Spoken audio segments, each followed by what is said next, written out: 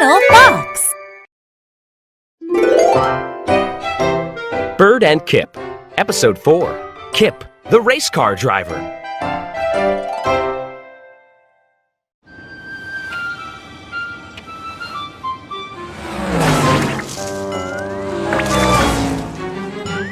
I want to drive a car, said Kip. I don't want to drive a car. Said Bird. Cars are too fast.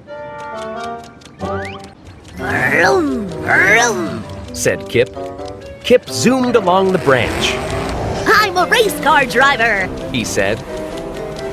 Kip zoomed up and down the tree trunk. I'm a fast race car driver. He said. And I'm going to win the big race. Bird was watching Kip. Be careful, Kip. She said.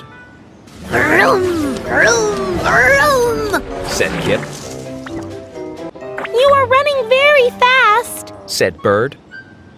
You mean I'm driving very fast. Said Kip. And you're not being very careful. Said Bird. Nobody is faster than me. Said Kip. Just then, Kip tripped. He went flying into the air.